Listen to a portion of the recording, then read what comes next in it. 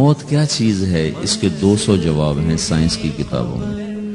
200 جواب بذات خود بتا رہے ہیں کہ یہ ایک جواب بھی ٹھیک نہیں ہے، اور قرآن ایک جواب دیتا ہے اور وہی حرف آخر ہے، قُلْ يَتَوَفَّاكُمْ مَلَكُ الْمَوْتِ اللَّهُ يَتَوَفَّى الْأَنفُسَ حِينَ مَوْتِهَا.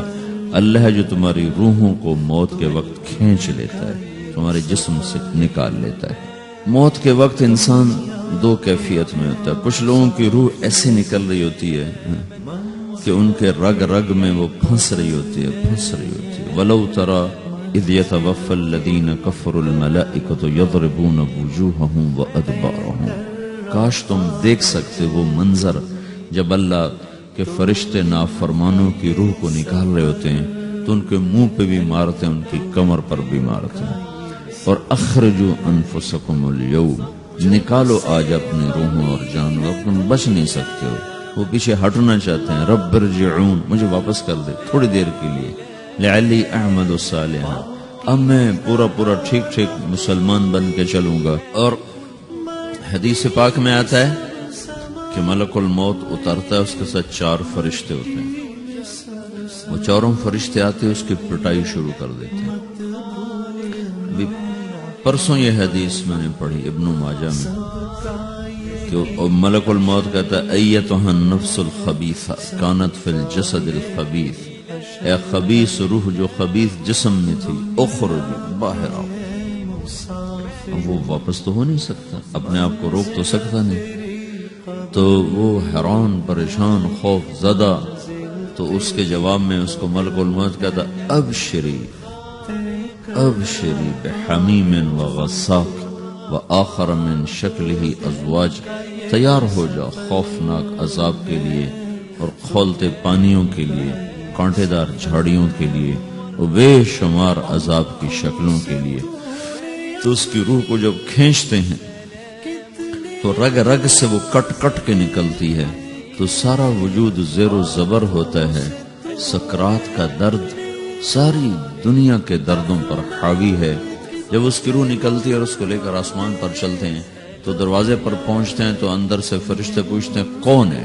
کہتے ہیں فلاں کا بیٹا ہے.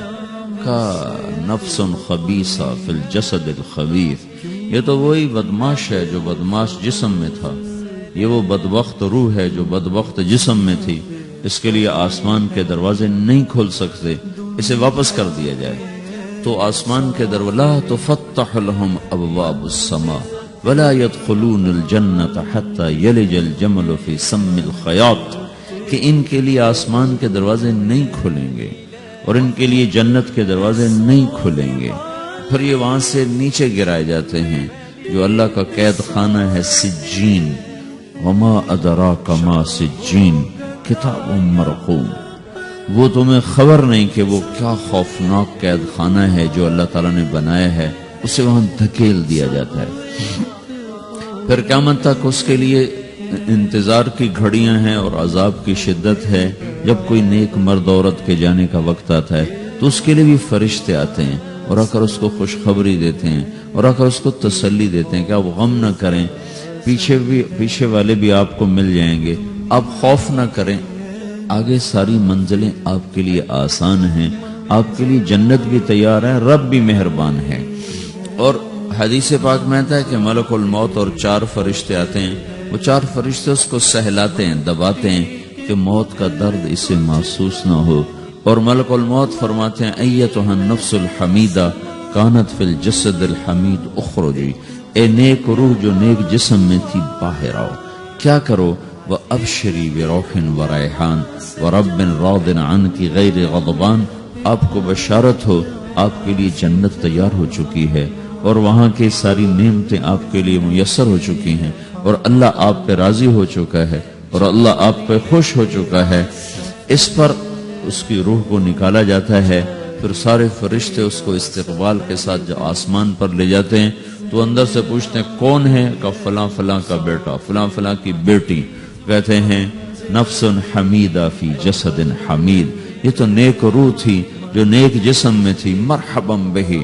اس کو ہم سب استقبال کس کا کرتے ہیں اور ایک دم آسمان کے دروازے کھلتے ہیں.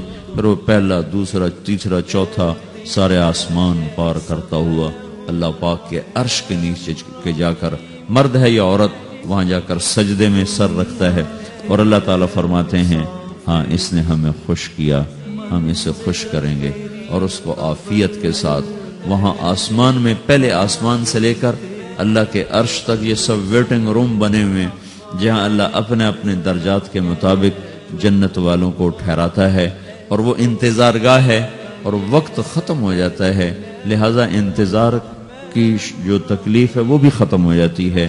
وقت ختم تو انتظار کا احساس ختم، اور ٹائم کے گزرنے کا احساس ختم۔